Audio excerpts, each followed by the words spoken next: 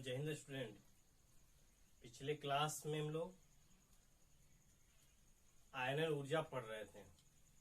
आयनन ऊर्जा बतलाया गया था आपको कि किसी भी परमाणु के विलगत गैसीय अवस्था से, कोई परमाणु अकेले है गैसीय अवस्था में, तो उस अवस्था से एक इलेक्ट्रॉन को निकालने के लिए जो ऊर्जा की आवश्यकता होती है उसको आयनन ऊर्जा कहते हैं। बतलाया थे कि ऊर्जा की आवश्यकता क्यों होती है, तो प्रत्येक इलेक्ट्रॉन नाभिक द्वारा आकर्षण बल से बंधा होता है। तो जब इलेक्ट्रॉन को निकालना होगा तो नाभिक के उस आकर्षण बल को समाप्त करना होगा, तोड़ना होगा, और उसे तोड़ने के लिए ऊर्जा की आवश्यकता होगी। इसीलिए इलेक्ट्रॉन को निकालने के लिए ऊर्जा की आवश्यकता होती है, और यही इलेक्ट्रॉन के निकालने के लिए जो ऊर्जा की आवश्यकता होती है उसको आयनन ऊर्जा कहते हैं, आयनाइजेशन एनर्जी बोलते हैं, या आयनाइजेशन एंथैल्पी, आयनन एंथैल्पी। ये आपको बतलाए थे, परिभाषा बतलाए थे, फिर बतलाए थे कि किस किस कारक पर वो निर्भर करता है, वो चल रहा था। दो आपको बतलाए थे, नाभिकीय आवेश पर और आकार पर।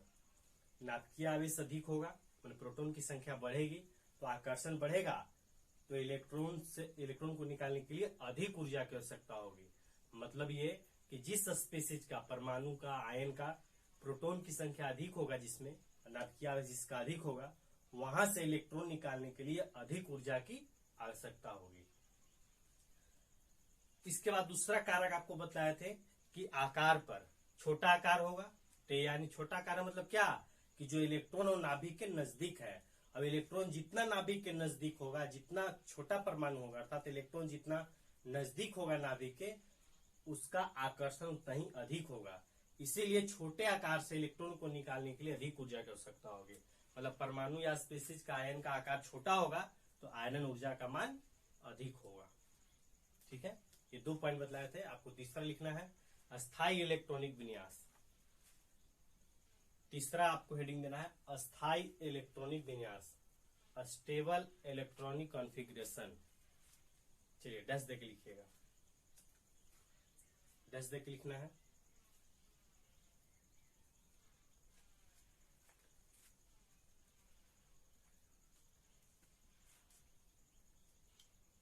देखिए, पूर्ण भरा कक्षक या अर्ध भरा कक्षक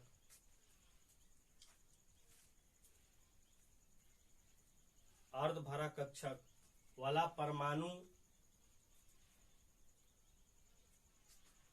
अधिक अस्थायी होता है, अधिक अस्थायी होता है। इसलिए इस अवस्था से इलेक्ट्रॉन निकालना थोड़ा कठिन होता है, अर्थात इलेक्ट्रॉन निकालने के लिए अधिक ऊर्जा की आवश्यकता होती है। फलस्वरूप इस अवस्था से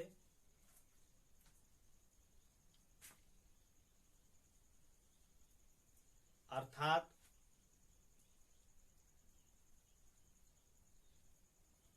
अस्थायी इलेक्ट्रॉनिक विन्यास वाले परमाणु का आयनन एंथैल्पी मान अधिक होता है। पूर्ण भरा कक्षक या अर्ध भरा कक्षक का मतलब समझे। देखिए, जैसे नाइट्रोजन है, 7 परमाणु संख्या, 1s2 2s2 2p3, और बीटल वाइज इलेक्ट्रॉनिक कॉन्फ़िगरेशन लिखेंगे कक्षक के हिसाब से, तो ये होगा, देखिए ऐसे।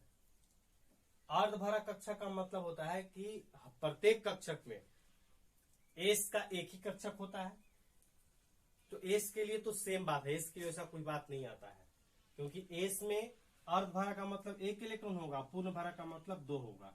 तो इसमें तो कोई वैसा बात नहीं है कि आधा भरा है या पूरा भरा है, तुलनात्मक नहीं है। लेकिन पी उपकक्षा में 3 कक्षक होता है, तो यदि पी उपकक्षा के तीनों कक्षक में एक एक इलेक्ट्रॉन हो या तीनों में 2-2 इलेक्ट्रॉन हो, तो एक एक मैंने समानता होना चाहिए, सिमिलरिटी होनी चाहिए, सिमेट्रिसिटी होना चाहिए। तीनों में यदि एक एक इलेक्ट्रॉन हो तो बोलेंगे अर्ध भरा कक्षक है, और तीनों में 2-2 इलेक्ट्रॉन है तो पूर्ण भरा कक्षक है। इसी तरह से डी उपकक्षा में 5 कक्षक होता है, तो पांचों में या तो एक एक इलेक्ट्रॉन हो तब अस्थायी होगा, या पांचों में 2-2 इलेक्ट्रॉन हो तब अस्थायी होगा। और इसमें कौन ज्यादा स्थायी होगा? जब दोनों मतलब पूर्ण भरा कक्षक होगा तब। पूर्ण मतलब दो दो इलेक्ट्रॉन होगा तब। और अर्ध भरा का मतलब एक एक इलेक्ट्रॉन। दोनों स्थायी होता है। दोनों में ज्यादा कौन होता है? जो पूर्ण भरा कक्षक है वो ज्यादा स्थायी होता है। ठीक है, तो ये जो है नाइट्रोजन, ये लिखेंगे अर्ध भरा कक्षक। अर्ध भरा कक्षक, हाफ फिल्ड ऑर्बिटल। नियॉन है 10 परमाणु संख्या, 1s2 2s2 2p6 या दो दो इलेक्ट्रॉन।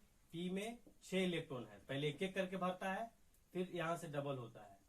सभी कक्षक में दो दो इलेक्ट्रॉन है, सभी कक्षक में, इसीलिए पूर्ण भरा कक्षक है। पूर्ण भरा कक्षक, ये जो दोनों है ये स्टेबल होगा, स्थायी है, अस्थाई। ये दोनों स्थायी की अवस्था में आता है। अब इन दोनों में स्थायी कौन ज्यादा है? तो ये जो पूर्ण भरा कक्षक ये ज्यादा स्थायी होगा। ठीक है, तो कहा गया कि यदि हम लोग को बतलाना हो आयनन ऊर्जा का क्रम, यदि बतलाना हो तो ध्यान देना होगा। लेकिन ये कब अप्लीकेबल होगा? जब जिसके साथ तुलना कर रहे हैं उस सेम आवर्त का होगा तब। जैसे नाइट्रोजन और ऑक्सीजन का बात करें, नाइट्रोजन 7 ऑक्सीजन 8, इसका बात करें किसका आयनन ऊर्जा अधिक होगा? तो आयनन ऊर्जा के लिए क्या बतलाया गया कि आकार से चेक कर लेंगे, आकार का उल्टा होगा। तो नाइट्रोजन और ऑक्सीजन में आकार का क्रम क्या होगा? आकार किसका आकार बड़ा होगा? बतलाया था कि बाएं से दाएं जाने पर आकार घटता है, तो बड़ा नाइट्रोजन हो गया। कौन हो गया बड़ा? नाइट्रोजन। तो छोटा कौन हुआ? ऑक्सीजन। तो ऑक्सीजन का आयनन एंथैल्पी मान अधिक होगा, मैंने आयनन ऊर्जा का क्रम ऐसा हो जाएगा। लेकिन ये नहीं होगा, इसलिए कि यह अस्थायी इलेक्ट्रॉनिक विन्यास वाला है नाइट्रोजन, ऐसा, इसीलिए ऑक्सीजन से आयनन ऊर्जा इसका अधिक होगा। नोट करके आपको लिख लेना है। देखिए, अस्थायी इलेक्ट्रॉनिक विन्यास का संकल्पना तभी लगाते हैं जब संबंधित परमाणु या आयन एक ही आवर्त के हों, एक ही आवर्त के हों। इस ऐसा नहीं करेंगे कि सल्फर का तुलना इसके साथ नाइट्रोजन के साथ कर देंगे, ऐसा नहीं होगा। क्यों? नाइट्रोजन दूसरा आवर्त का, सल्फर तीसरा आवर्त का। तो सेम आवर्त होगा तब चेक करके देखेंगे कि यदि अस्थाई होगा तो उसका आयनन ऊर्जा अधिक होगा, क्योंकि अस्थाई में परमाणु अस्थाई है। ये अस्थाई क्यों हुआ? अर्ध भरा पूर्व भरा की स्थिति में। तो यदि कोई भी परमाणु या आयन अस्थाई होगा तो अस्थाई होने का मतलब क्या होता है कि उसे इलेक्ट्रॉन त्यागने या ग्रहण करने की टेंडेंसी उसमें नहीं है। वो नहीं चाहता कि इलेक्ट्रॉन ग्रहण करें या त्याग करें। तो जब ये नहीं चाह रहा है और उसको चाहत को तोड़ना है तो और अधिक ऊर्जा की आवश्यकता होगी। उसके चाहत के विरुद्ध काम करना है ना, तो बहुत अधिक ऊर्जा की आवश्यकता होगी। इसीलिए इस अवस्था से, स्थायी की अवस्था से इलेक्ट्रॉन का निष्कासन मुश्किल होता है। मुश्किल मतलब अधिक इलेक्ट्रॉन की आवश्यकता होती है। क्लियर हो गया? चलिए लास्ट एक लिखेंगे, उपकक्षा में इलेक्ट्रॉन की उपस्थिति। आगे हेडिंग देना है, उपकक्षा में इलेक्ट्रॉन की उपस्थिति। उपकक्षा में इलेक्ट्रॉन की उपस्थिति लिखिए।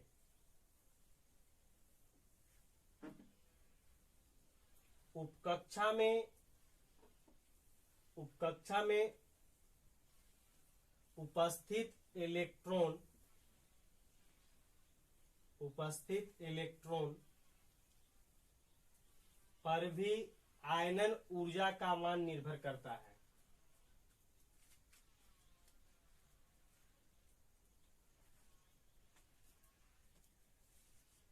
विभिन्न उपकक्षाओं में उपस्थित इलेक्ट्रॉन के लिए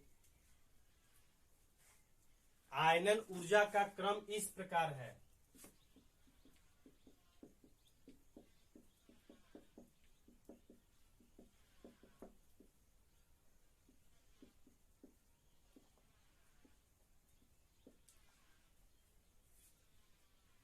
इस प्रकार है कि डैश देकर आपको ये लिखना है, समझिएगा। जिसे आयनन ऊर्जा का मान इस बात पर निर्भर करता है, जैसे सब चीज मैच कर जाए, आकार सेम प्रतीत हो नहीं, और आपको बाकी चीजें भी मैच हो, मतलब ये अस्थायित्व का एक ही तरह का चीज हो कि अस्थायी दोनों बराबर है, इस तरह का यदि बात आ जाए तो आपको निर्धारित करना हो आयनन ऊर्जा का क्रम, तो आपको ये भी देखना होगा कि जिस इलेक्ट्रॉन को निकालना है वह इलेक्ट्रॉन किस उपकक्षा में है। कोई कोई इलेक्ट्रॉन एस उपकक्षा में है तो उसके लिए अधिक ऊर्जा की आवश्यकता होती है। पी के लिए उससे कम, डी के लिए उससे कम, एफ के लिए सबसे कम। ऐसा क्यों, समझिएगा। जैसे कहीं भी है, ये भी सेम आवर्त का बात होगा, अलग अलग आवर्त का नहीं होगा। पहला में क्यों है, दूसरा में एसपी है, तीसरा में एसपीडी है, चौथा में एसपीडीएफ है। तो जैसे एस से इलेक्ट्रॉन निकालना है, पहला में तो अकेले है तो उसमें तो तुलनात्मक बात आएगा नहीं। दूसरा कक्षा से है तो एस से निकालने के लिए, पी से निकालने के लिए, इलेक्ट्रॉन निकालने के लिए जो ऊर्जा लगेगा वो अलग अलग लगेगा। वो इसीलिए कि एस का स्फेरिकल शेप होता है, ऐसा शेप होता है, और पी का डम्बेल होता है। तो जो एस है उसका इलेक्ट्रॉन, जो एस ऑर्बिटल है वो नाभिक से हमेशा नजदीक होता है। मतलब यहां एस में यहां इलेक्ट्रॉन है, पी में भी यहां डम्बेल के रूप में ऐसे इलेक्ट्रॉन है, तो ये इलेक्ट्रॉन से नजदीक ये इलेक्ट्रॉन पड़ता है। मतलब ये कि प्रत्येक उपकक्षा में, प्रत्येक कक्षा में जो एस उपकक्षा उपस्थित होता है वो थोड़ा नाभिक की ओर नजदीक उपस्थित होता है बाकी कक्षकों की तुलना में। जैसे स्फेरिकल वाला जो शेप है, गोला शेप है, वो नजदीक होता है, उससे दूर पर होता है डम्बेल, तब उससे डबल डम्बेल दूरी पर होता है।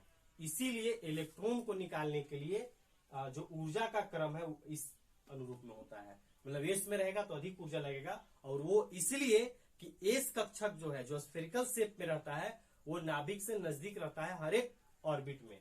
जैसे यहाँ है तो अकेले है, यहाँ दूगो है तो ये थोड़ा नजदीक रहेगा डम्बेल के तुलना में। डम्बेल का शेप इस प्रकार से होता है ऐसे, तो इलेक्ट्रॉन इस लाइन से इधर इस साइड में नाभिक की ओर कम है, स्फेरिकल है, पूरा आगे तक ऐसे रहता है। क्लियर हो गया। चलिए अब हम लोग इस पे न्यूमेरिकल करते हैं, ठीक है।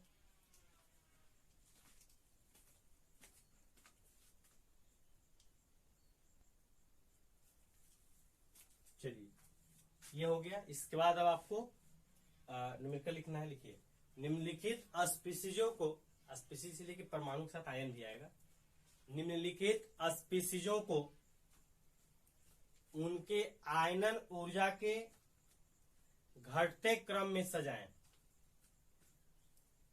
आयनन ऊर्जा के घटते क्रम में सजाएं।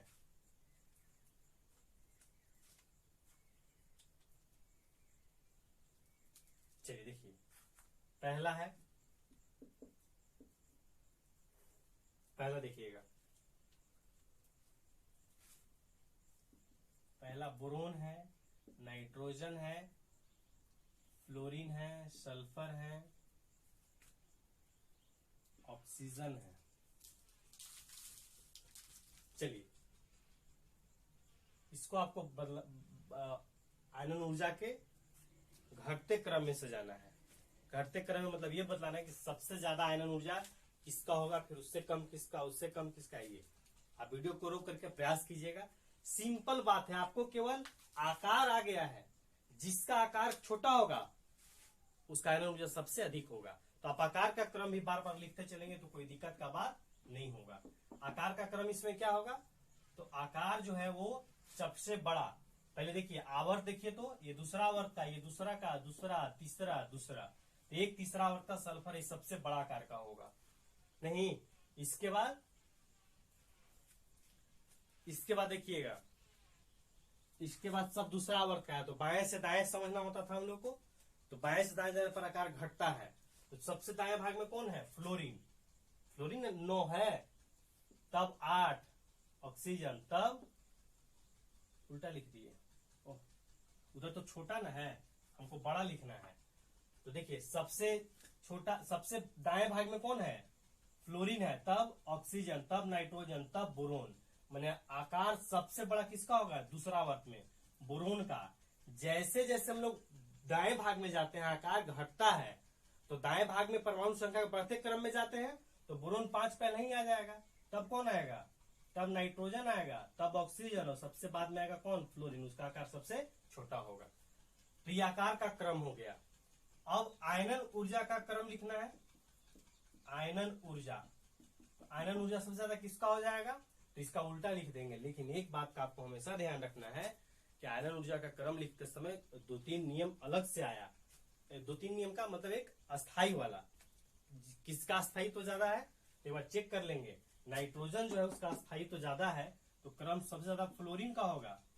नहीं, मैंने अगर हम लोग आयरन ऊर्जा क्रम बिना कुछ सोचे समझे लिखना होता तो ऐसे लिखते हैं, पलट देते केवल ऐसे, फिर नाइट्रोजन का, फिर बोरोन का और सबसे कम सल्फर का, क्योंकि आकार सबसे बड़ा था इसीलिए। लेकिन एक बात आपको ध्यान देना है कि यहाँ पर जो नाइट्रोजन है वो अस्थाई इलेक्ट्रॉनिक विन्यास वाला है, इसीलिए उसका आयनन ऊर्जा जो है वो ऑक्सीजन से अधिक हो जाएगा, केवल ये पलट जाएगा क्रम। ये ऐसा क्यों हुआ?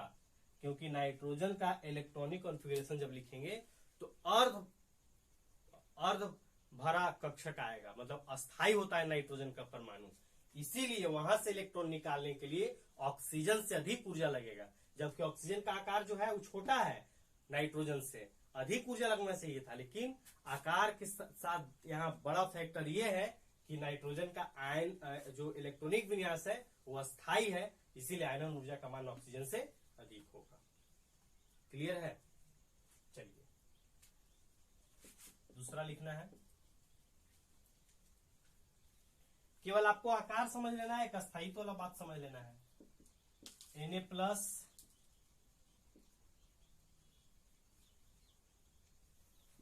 O2-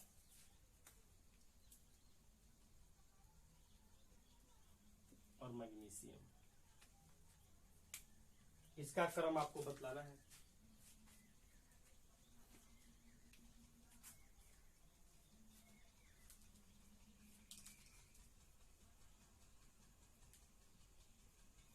चलिए पहले आकार लिखिएगा।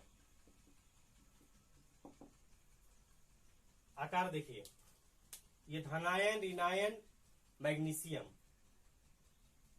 इलेक्ट्रॉन प्रोटॉन का रेशियो देखिएगा तो यहां है 12-12 का, एक आया। यहां कितना है? इलेक्ट्रॉन यहां 10-8 नहीं, और यहां इलेक्ट्रॉन 11 नहीं, इलेक्ट्रॉन 10 और प्रोटॉन 11 नहीं, तो सबसे बड़ा आकार किसका हो जाएगा? मैग्नीशियम का। बोलिए, होगा ना? इसके बाद Na+ और O2- में किसका आकार बड़ा होगा? ये 10/11 है, यहां 10/8 है, तो ये मान छोटा ना होगा, तो Na+ हो जाएगा। और सबसे जो ज्यादा छोटा आकार होगा वो O2- का होगा, इसके लिए ये मान सबसे कम होगा, कहीं अधिक होगा जी। एक मिनट, 10/8 है तो 1 पॉइंट समथिंग आएगा, 1.2 आएगा, गलती लिख दी। देखिए ये क्या निकाल रहे हैं, आपको पता चल रहा है? ये क्या निकाल रहे हैं? E/m जो बतलाया था आपको, E/P, E मतलब इलेक्ट्रॉन 10 प्रोटॉन 11, यहाँ E/P कितना हो जाएगा? इलेक्ट्रॉन 10 प्रोटॉन 8, यहाँ E/P कितना हो जाएगा? 12/12, तो ये कहा जाएगा, ये 1.2 आ जाएगा, और ये जो है 0 पॉइंट समथिंग आएगा, 8 या 9 जो आए।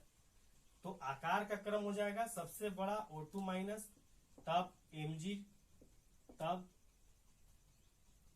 सबसे छोटा Na+, ये हो जाएगा। ठीक है, सबसे छोटा आकार का।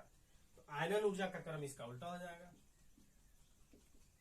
आयनन ऊर्जा Na+ का सबसे अधिक होगा, तब मैग्नीशियम का, और इससे अधिक O2- का। बोलिए, आकार क्लियर होगा, आयनन ऊर्जा भी आपको आ जाएगा। आयनन ऊर्जा पर अच्छे अच्छे न्यूमेरिकल आप बुक वगैरह के सहायता से बनाइएगा, हम कुछ लास्ट में होमवर्क दे देंगे, प्रैक्टिस कीजिएगा, दिक्कत होगा बदलाइएगा। चलिए अब अगला गुण आपको हेडिंग देना है। अगला हेडिंग दीजिएगा,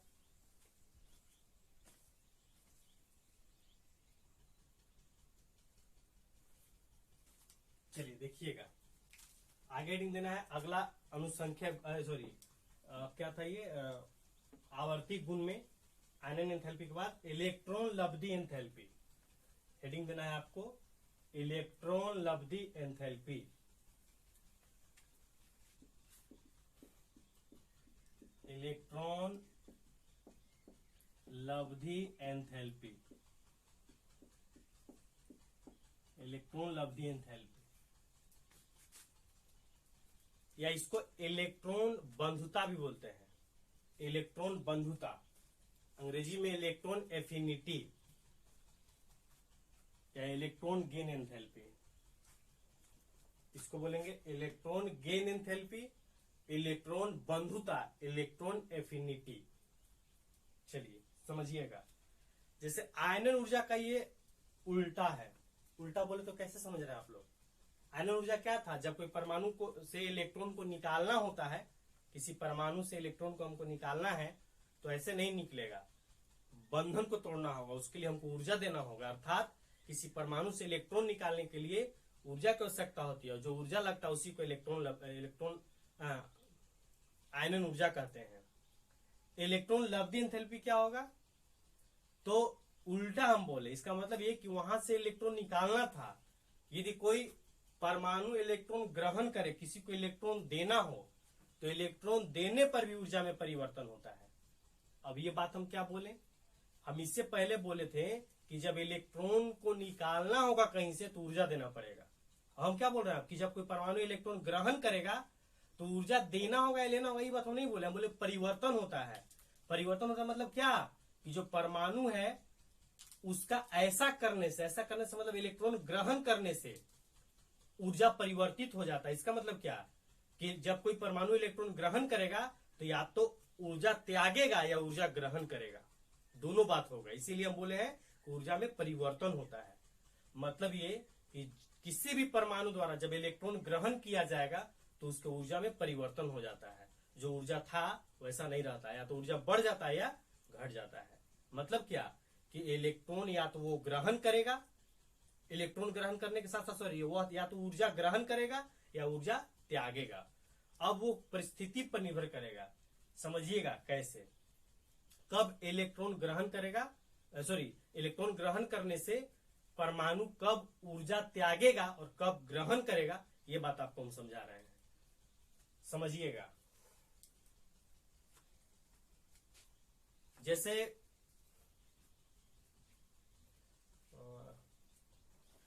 समझिए आपको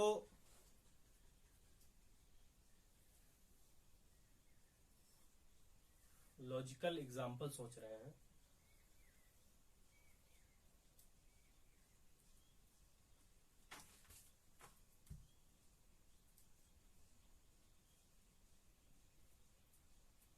मान लीजिए कि आपको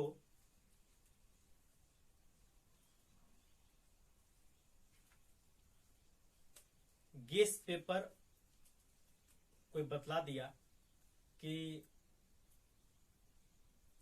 कोई गेस पेपर का नाम लेकर के कि कोई दीपक नाम का, दीपक से आता है एक प्रकाशन है, वो गेस पेपर बहुत ही जबरदस्त है, बहुत जबरदस्त है।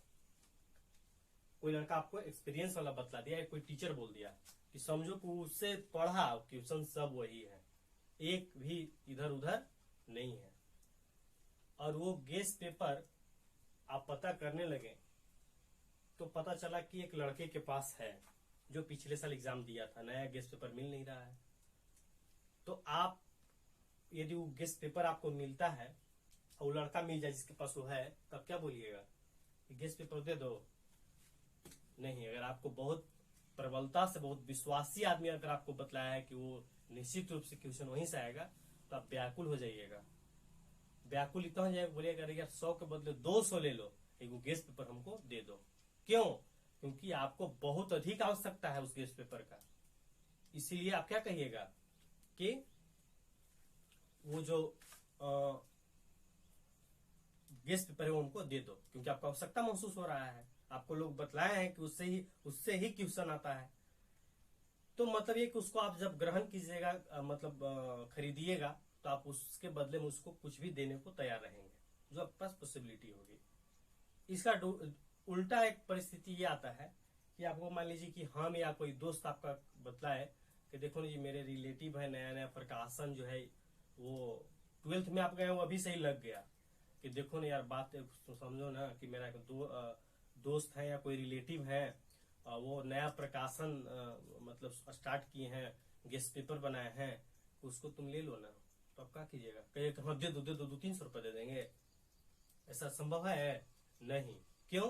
तो उसका आपको आवश्यकता नहीं है अभी, मतलब उसके बारे में कोई आपको बतलाया नहीं है, उसका आप आवश्यकता महसूस नहीं कर रहे हैं। तो वो एक बार बोलेगा तो भी आप मटिया दीजिएगा, फिर दोबारा बोलेगा इग्नोर कर दीजिएगा, फिर और बोलेगा तो बोलेगा ये लो ना, पढ़ो ना यार, काहे नहीं खरीद रहे हो? अरे यार नहीं, पैसा वैसा है, तो फ्री में आपको दे देगा।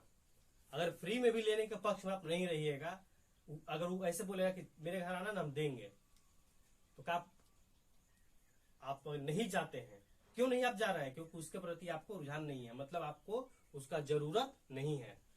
तो प्रलोभन दिया कि आप फ्री में आकर के ले जाओ मेरे घर से, फिर भी आप नहीं जा रहे, क्या उतना दूर जाए उसके यहाँ, पता ना क्या गैस दिया है, क्या लिखा है नहीं लिखा है, पहली बार आ रहा है, छोड़ो, गोल्डन से ही काम चला रहे हैं, अच्छा है गोल्डन।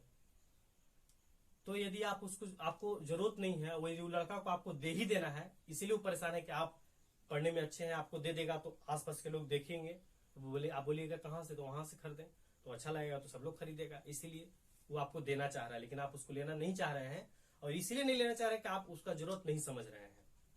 तो फिर क्या होगा? तो वो फ्री में भी जब आप नहीं तैयार हुए, तो वो आपके घर पर पहुंचा देगा, वो पहुंचा के कहेगा ये कैसा है ना कि तुम अगल बगल लेकिन को बोलना, थोड़ा कन्विंस करना, और एक बिकेगा ना तो 10 रुपया तुम्हारा रहा। होगा कि नहीं ऐसा बात? 10 रुपया तुम्हारा रहा। क्यों? वो इतना इसीलिए कह रहा है कि आपको उसका जरूरत नहीं है। आपको जरूरत होता तो आप दौड़ के जाके 100 रुपया दे के खरीदते। बात समझ में आ रहा है? मतलब ये कि यदि आपको जरूरत है किसी चीज का, तो आप उसको पाने के लिए कुछ दे सकते हैं उसके बदले में। आपको जरूरत नहीं है और किसी व्यक्ति को आपको जबरदस्ती देना है, तो जबरदस्ती के बदले में आपको उसके बदले में मिलेगा कुछ, मतलब आप लीजिएगा तब वो भी लीजिएगा, ऐसे नहीं लीजिएगा। सेम बात परमाणु या आयन में भी है। जिस परमाणु को इलेक्ट्रॉन की आवश्यकता है, जिस परमाणु को इलेक्ट्रॉन की आवश्यकता है, Na+ इलेक्ट्रॉन का कमी है इसके पास, व्याकुल है इलेक्ट्रॉन के लिए। कोई बतला दिया है कि इससे क्वेश्चन आएगा, कैसे बतलाएं? कोई बतला दे कि इससे क्वेश्चन 100% आएगा, हम बोल देंगे आपको कि बाबू केमिस्ट्री का क्वेश्चन तो दीपक नामक प्रकाशन से गैस आता है उसी से आएगा। आप 4 दिन 10 दिन 15 दिन क्लास छोड़ करके पूरा खंगाल लीजिएगा कि कहाँ वो गैस पेपर मिलेगा। इसको जरूरत है तो इसके बदले में कुछ भी देने को तैयार है। अरे दो ना यार इलेक्ट्रॉन, ऊर्जा चाहिए, लो ऊर्जा। तो जिस परमाणु को, आयन को इलेक्ट्रॉन की आवश्यकता होगी, जरूरत होगी, वो जब इलेक्ट्रॉन ग्रहण करेगा तो ऊर्जा त्यागेगा, उसके बदले में ऊर्जा देगा। और O- है, इसके पास ऑक्सीजन परमाणु है, इलेक्ट्रॉन 8, प्रोटॉन भी 8। अब इसके पास एक इलेक्ट्रॉन एक्स्ट्रा पहले से ही है, अब फिर हम इसको इलेक्ट्रॉन देने जा रहे हैं। एक तो किए इलेक्ट्रॉन ले नहीं था, एक छोड़ दे दिए, अब एक और इलेक्ट्रॉन इसको देने जा रहे हैं। तो इलेक्ट्रॉन देने जा रहे हैं तो इसका इलेक्ट्रॉन जो पहले से एक्स्ट्रा है वो विरोध करेगा, तो उस विरोध को दबाने के लिए, चुप करने के लिए हमको घूस देना पड़ेगा, माने इधर से ऊर्जा भी देना पड़ेगा। तो जब परमाणु या आयन के अगेंस्ट में, विरोध में, बिना मन से जबरदस्ती इलेक्ट्रॉन देना होगा, तो उसके साथ साथ ऊर्जा भी देना होगा। और यदि उसको जरूरत होगा तब इलेक्ट्रॉन ग्रहण करेगा, तो उसके बदले में वो ऊर्जा मुक्त करेगा, त्यागेगा। यही बात है। चलिए लिखिए जल्दी से।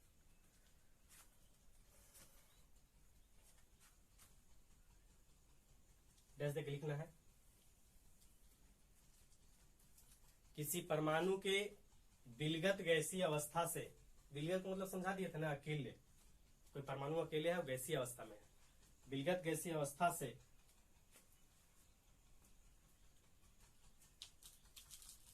अपने बाह्यतम कक्षा में इलेक्ट्रॉन ग्रहण करता है, तो उसके ऊर्जा में परिवर्तन होता है, तो उसके ऊर्जा में परिवर्तन होता है। ऊर्जा में हुए इस परिवर्तन को, ऊर्जा में हुए इस परिवर्तन को इलेक्ट्रॉन लब्धि एंथैल्पी कहते हैं। इलेक्ट्रॉन लब्धि एंथैल्पी कहते हैं। इसे डेल्टा HEG, इलेक्ट्रॉन गेन, ऐसा है, इलेक्ट्रॉन गेन ई से इलेक्ट्रॉन, जी से गेन, माने गेन मतलब ग्रहण, इलेक्ट्रॉन ग्रहण करेगा तो ये डेल्टा एच माने जो एनर्जी में परिवर्तन होगा वो है। पैराग्राफ चेंज करके लिखेंगे,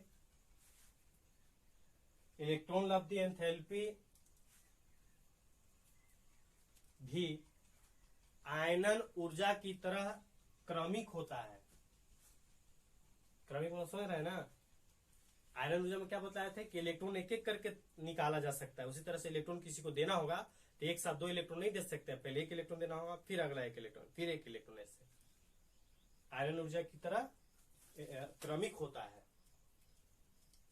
आगे लिखेंगे इसमें, इलेक्ट्रॉन लब्धि एंथैल्पी का मान धनात्मक या ऋणात्मक हो सकता है, धनात्मक या ऋणात्मक हो सकता है।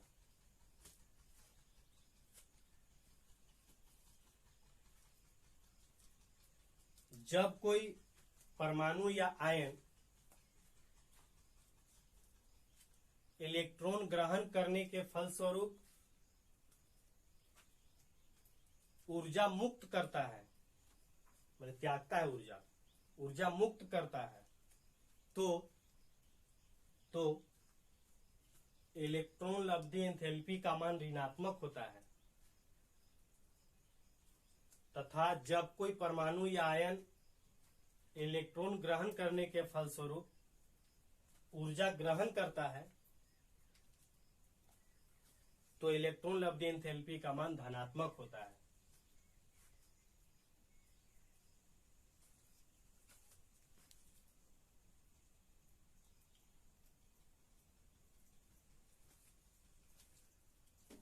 चलिए एग्जाम्पल वगैरह अगले क्लास में हम करते हैं, एग्जाम्पल शुरू करेंगे। बस इसमें 1-2 प्रैक्टिस करेंगे, धातुई गुण है, 15-20 मिनट का और है, अगले लेक्चर में ही हम पी ब्लॉक शुरू करेंगे नहीं। चलिए बाकी अगले क्लास में, धन्यवाद।